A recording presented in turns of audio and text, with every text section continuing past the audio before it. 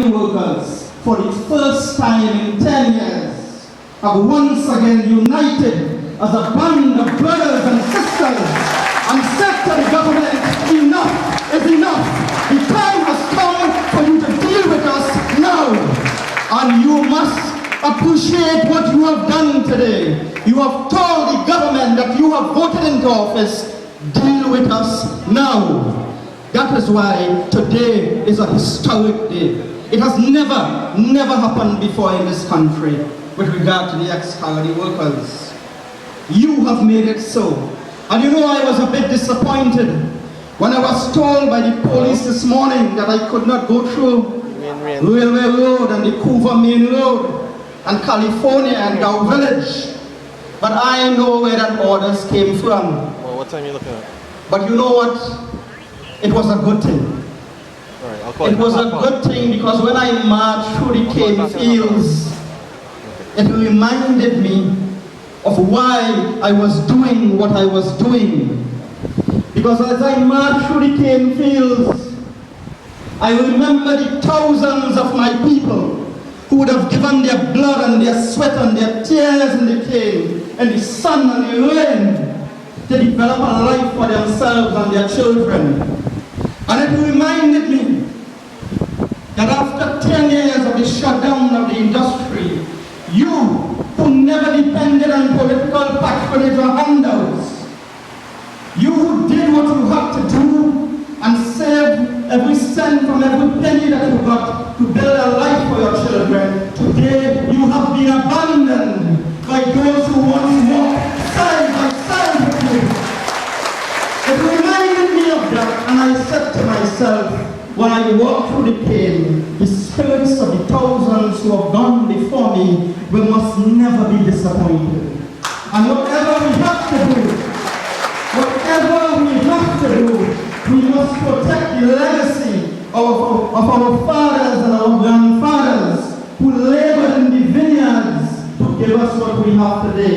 And the lands that are due to you are their legacy that they have left us. And we are not going to allow the PNM or the UNC to take that away from us. Never. My brothers and sisters, when I began to speak about the issues of the ex-colony workers, one government minister, a senior minister, on the newspaper said that I was a liar.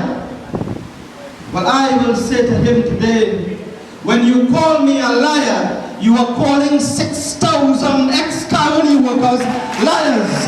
And he's calling every single one of you sitting here today a liar. But we will deal with him.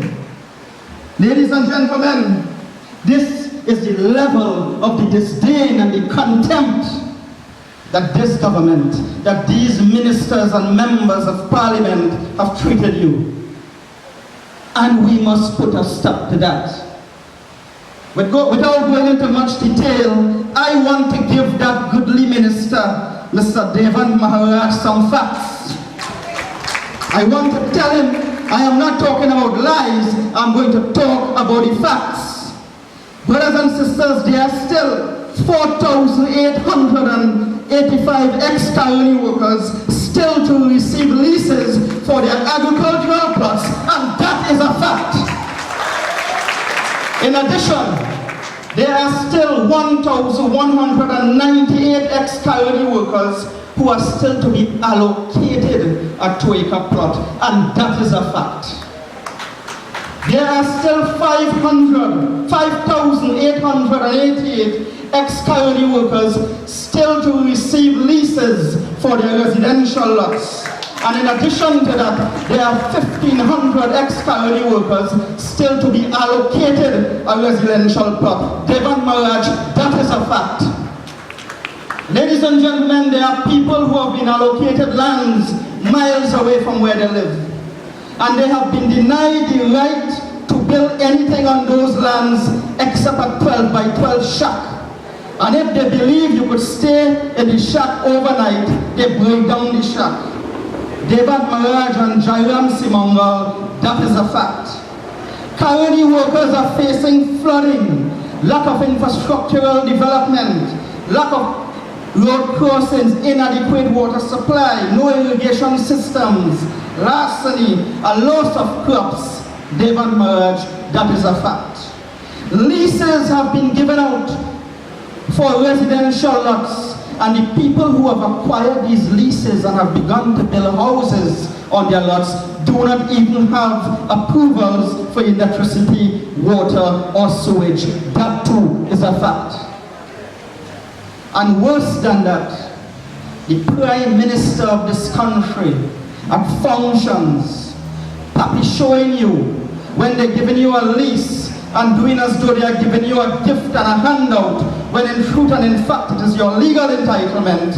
I remember the Prime Minister giving out leases last October, and the week after, there were colony workers who came to my office to inquire where were these lands located. So they were giving out leases to people, and the people didn't even know where the lands were located. That too is a fact. And that is what they are doing to you. My brothers and sisters, there are colony workers who have been allocated land, dislocated from the lands, and still to be allocated. The Agricultural Development Bank has stopped giving small farmers and ex-colony workers the unsecured $50,000 loan that was supposed to assist you in developing your plots. Devon Maharaj, that too is a fact. These are the things that they hide from you, and these are the things that they refuse to tell you, and these are the things they refuse to say when they are spending millions upon millions of dollars in public relation campaigns. Brothers and sisters, the D.L. Singh judgment of 2008, it said that the government has the power, it has the resources to expedite the process and make sure every single ex-colony worker get what is due to them if the government so desires.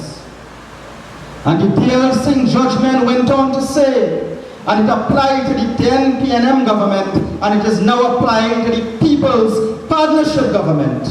The judgment went on to say that the time it is taking to do what they have to do for the ex-colony workers is a denial of the legitimate expectation of the ex-colony worker, and it is tantamount to an abuse of power.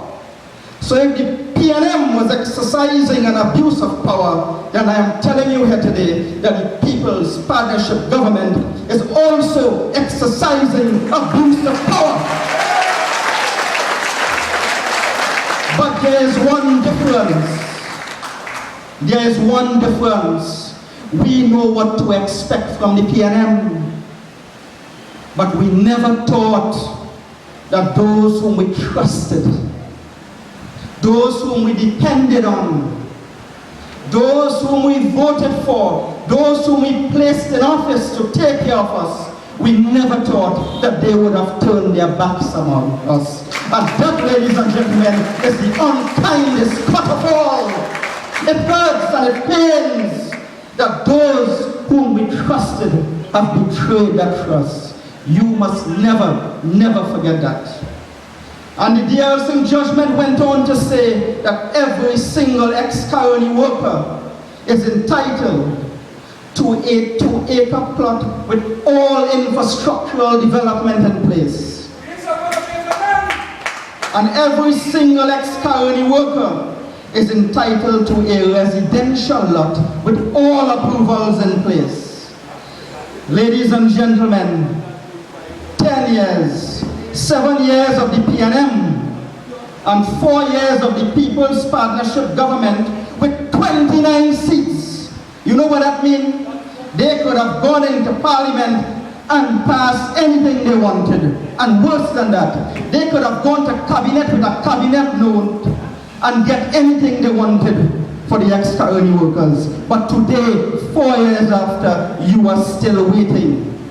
And that is a fact. That is a fact. In addition to that, Devon Maharaj and his cohorts implemented the Colony Green Initiative, where by a cabinet minute, I think it was 3:52 of February, they went to cabinet and they told cabinet that 7,000 ex-colony workers had received leases for their land, and that less than 5% were using the land. And the cabinet passed the Colony Green Initiative to encourage this company to acquire 5,800 acres of land from the ex-colony workers, lands that are supposed to be yours. So the Colony Green Initiative was based on misinformation.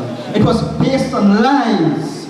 And when we wrote the Prime Minister, this union prepared a document, and that document was sent to every single government minister.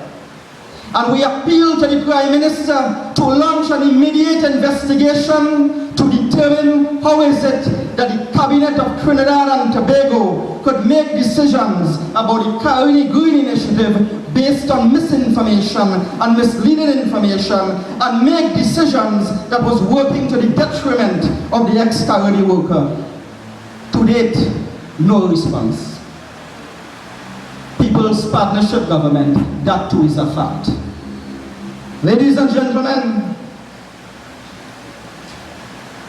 you were given a license to occupy your lands. You were never given a lease. And by giving you a license, they effectively denied you security of tenure and the ability to go to the banks and take loans to help develop your lands. Instead, they lied to cabinet. That, ladies and gentlemen, is the worst fact of all, and I will tell you why. Those people who you voted into office lied on 7,000 ex-colony workers. They lied on their mothers and their daughters. They lied on people who have toiled in the cane fields for generations, simply that they could take your lands and place it into the hands of a small group of businessmen who will make hundreds of thousands of dollars off your lands while they offer you $50 an acre per month for your lands. That too is a fact. And when they come to you, you know what to tell them. We are saying to this government, if in case there is any ex-colony worker who wishes to voluntarily give back his lands to the state, if the state wishes to acquire the lands, then you have to pay these workers $220,000 for their 2-acre plots. And I will tell you why. Your 2-acre plots was your severance package. That was there to enable you to earn a living after the shutdown of the sugar industry. You have waited 10 years and you still have not gotten those plots. That is an abuse of power and a denial of your rights under the law. If the government wants back those 2-acre plots, they have to pay you for it. I want you to remember that. In addition to that, and this is, this is hard to understand. Ex-colony workers paid $20,000 to $30,000 a month, $20,000 to $30,000, sorry, a lot for their residential lots. Do you know in your visa package, you were never supposed to pay any money for those lots? Never. Do you know that the Patrick Manning regime took a note to cabinet? And that is where the decision for you to pay for those lots were made. That was never part of your agreement, and it was never part of the D.R. Singh judgment. Do you know that all this government needs to do is to take a note to cabinet, rescind that decision, and reimburse every single ex-colony worker the monies that they would have paid for the residential lots. And it has to be done because it is illogical to tell a man that he has to pay to get his severance. Those lots were your severance package. That was not a gift to you. 4 years have gone by and nothing has been done. Brothers and sisters, when I told this government, and you know, over and over, I have told them, take care of the ex-colony workers. Take care of the people who would have supported their party in every incarnation of that party since the 1950s. Generations after generations, you would have voted for that party. When I told them, do not forget the foundation upon which they stand. Do not forget the people who would have pounded the pavement for them. Do not forget the people who would have put them into power. These miscreants, these government ministers behave as though I am attacking them personally. In fact, as I have told you over and over, 2 of them have threatened to destroy me for telling them to take care of their people. How idiotic can you get? When I said to them, I said, if you could spend $340 million in the Colony Orange program for 6 months, and you could spend $294 million in Carnival, and you could pay a soca artist $10 million to produce an independent CD, and you could give it Chuck Nimona $2 million, and you could give it Soca Mona $2 million, and you could spend millions upon millions in legal fees, and millions upon millions in public relation gimmicks, and in fact, you have spent over $240 billion since 2010. Where has the money gone to take care of the issues of the ex-colony workers, your supporters? Where has the money gone? They turn a blind eye and they cannot answer. And when I said, how is it that private companies are accessing colony lands? How is it that HTC developments are getting approvals in the blink of an eye? How is it that there's land for the landless and squatter regularization programs, but the ex-colony workers are unable to get what is due to them for over 10 years? They pretend that they don't hear.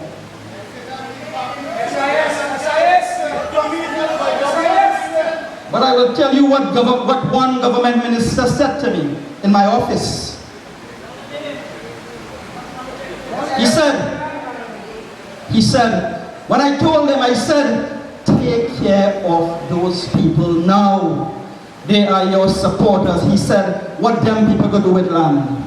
Do you know who he was talking about?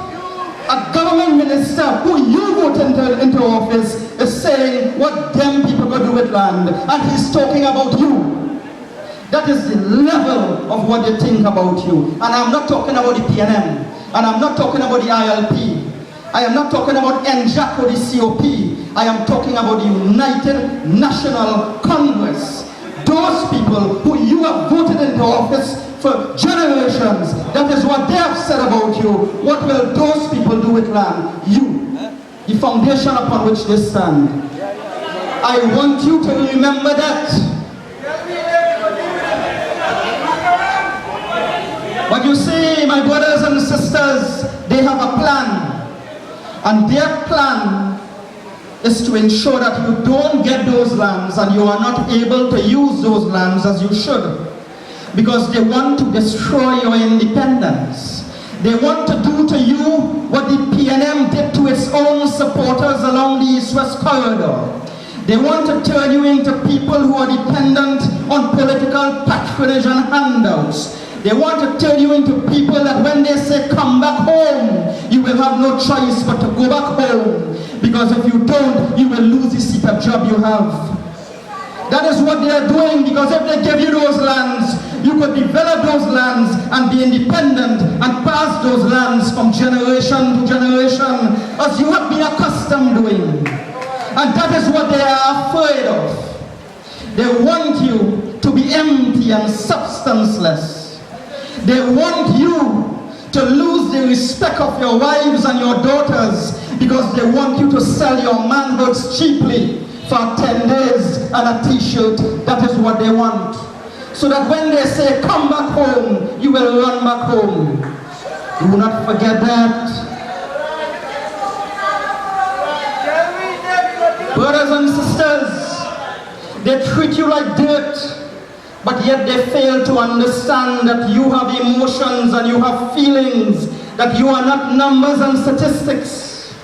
These are the same people who will put on a kurta, who will visit a temple for Shivatri, sing a bhajan in the Diwali Nagar, and expect that when they say come back home, you run back home. But this time I'm telling you, when they say come back home, ask them, come back home to what? Come back home to what? And I've always said it, as Shakespeare would have said, there are those who, having ascended ambition's ladder, turn their faces to the clouds and without looking back, scorn the base depths from whence they came. Those people treat you with nothing but scorn and disdain. But they forget one thing, my brothers and sisters.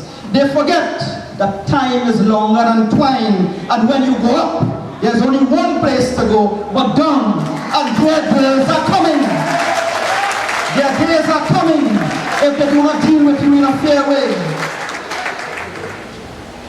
I tell you, if there's a God, I tremble for those who we have placed in office to take care of us. I tremble for them, because what they are doing to you must never be forgiven. Brothers and sisters, and we have to ask ourselves the question, what has happened to the joy and the happiness we felt in 2010 when with a 29-seat majority this government was placed into office? What has happened to that joy? Is it that we have been betrayed? Is it that the United National Congress is now controlled by people who fought against us in 1991 and fought against us in 2007? People who, when we stood in the rain and the mud and the sun and declared that we will form a party in 1998, they stayed with the then government and they laughed at us and they poured scorn on us. Do you really think these people will take care of us? Think about it. But I do not condemn my party. I don't condemn my party. I condemn those individuals who are wearing UNC clothing to fill their pockets and the pockets of their businessmen friends and their families. That is who I condemn. And you, every single one of you sitting here today in this audience, you know exactly what I'm talking about, because you have had to wait more than 10 years to get what is due to you, while the rest of the country is getting anything they wish. Why are they treating the ex-colony workers as they do? It is a mystery that I don't think we could ever explain. The time has come, my brothers and sisters, when we must once again unite in struggle. For your struggle is not over. As long as you have to beg and plead and weep for what is due to you, your struggle continues. And the time has come for you to say, enough is enough, and you are going to stand up and protect what is yours. Because you did not beg anybody for these lands. These lands were not a gift to you. You worked and you toiled and you sweat and you bled for these lands that are due to you. And you must demand it now. The government must know that the ex-colony workers are waiting. The people upon whose backs you stood to be propelled into power, they are waiting. And we are saying to the government, let those who have labored in the vineyards, let them enjoy the fruits of their labor. We must no longer allow those people in authority to believe that they have a divine right to our vote. If they do not take care of us, you cannot support them. And you must understand that those people are not gods, you know. They are public servants being paid $33,000 a month, plus allowances to do what they have to do. And I've told you before, and I will tell you again, when they build a box drain or pave a road, you don't have to bow to them and put mala around the neck. That is their duty, and and that is their responsibility to take care of you. Always remember that. And when the next election time comes around, I am sure that in that party, they will tear each other apart to ensure that they hold on to certain safe seats. Because, and I said it and I will say it openly, there is no government in the history of this country who have done more in its power to lose an election than this government. And that is a fact. And when they come to you, they will be coming to you, they will be coming to the sugar belt. Because they know even if they lose everything, it's the sugar belt seats they're coming to. But you are the voters in the sugar belt. And you must ask them, where do they stand on the issues of the ex-colony workers? In fact, today, we will call them. Rudra and Hussein, Rudal Munal, Vassan Bharat, Saraj Rambachan, Anand Rammohan, Neela Khan, Nizam Baksh, Ramona Ramdial, Stacey Upnarayan, Bhoti Wari, Ganga Singh, Malin Kudre, Chandresh Sharma, Glenn Ramadas Singh, Devant Maraj, Jairam Simangal, Prakash Ramadan Isyopi, after 4 years in power with 29 seats at your disposal, what are your views on the plight of the ex-colony worker? You must ask them that and let them tell you.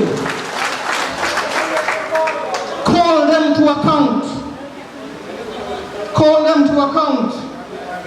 You have been denied your constitutional rights to peaceful enjoyment of property because you have been denied your property that was supposed to be given to you 10 years ago.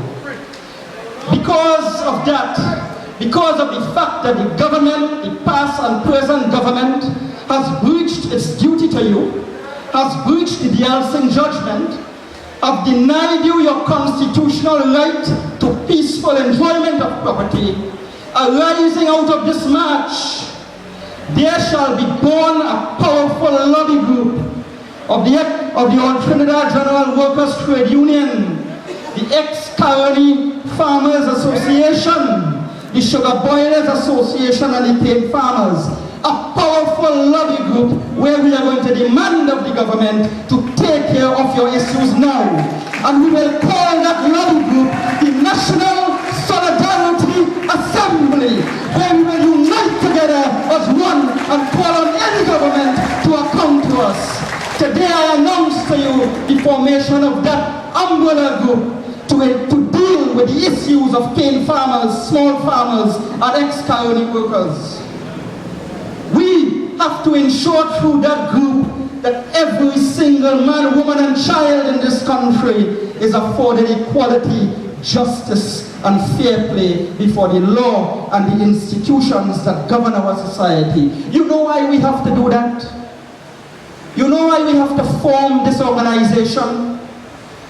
Because of the manner in which you have been treated. We must never let them do to our children what they have done to you. Never let them do that, because if you do that, then you will be abandoning the legacy that you must leave to your children. I say to this government today that the National Solidarity Assembly, we are demanding that you do what is right and what is just and what is fair for the ex-colony workers. We are demanding that you fulfill your duty to your supporters. The worst sin is ingratitude, and the worst ingratitude is the betrayal of your own people. Always remember that. We are, however, no longer begging or pleading to get what is legally due to us. We are now demanding that they give us our legal entitlement. Today, we, the ex-colony workers, cane farmers, and small farmers declare if by June the 10th this year, the issues of the ex-colony workers, cane farmers, and small farmers are not dealt with, then the National Solidarity Assembly shall march from Rienzi Complex to Port of Spain to send a message to this government: you must take care of us now.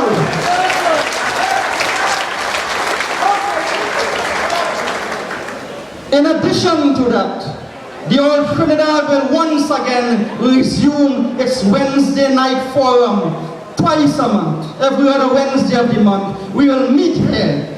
Any amount of us will meet here to discuss the issues facing you, the issues of tyranny and other issues as well. Because we must never again allow ourselves to be treated as they have treated us. My brothers and sisters, today is not the end, but it is the beginning. It is the beginning of a movement and of a struggle to ensure that never again in the history of this country will the ex-tyranny workers and their children be used and abused by any politician or those in authority. That never again will ex-tyranny workers ever be treated like second-class citizens. That never again will the ex-tyranny workers have to beg for what is due to them. And never again will anyone ever take the ex-tyranny workers for granted. Let them know that in unity, you wield more power than they could ever imagine. Because once you stand united as a band of brothers and sisters, you could demand whatever you wanted, and they have to do it for you. Remember that. Today, as you come here united, my brothers and sisters, you have reclaimed today the respect that you deserve from the government and from those in authority. You have reclaimed the dignity that you deserve. You have reclaimed your rights as first-class citizens of this nation because you have united together for the first time after 10 years. So I appeal to you, let us begin this journey together. Let us unite together. Let us work together to safeguard your future and the future of your children for generations to come. And as Winston Churchill would say, if the National Solidarity Assembly made up of the unions should last for 1,000 years, today in unity would have been its finest hour, because today we came together to demand what is due to us. Long live the ex-tyranny workers, the cane farmers and small farmers. Long live the struggle for peace, for equality and for justice. Long live the old Trinidad General Workers' Trade Union. I thank you and God bless.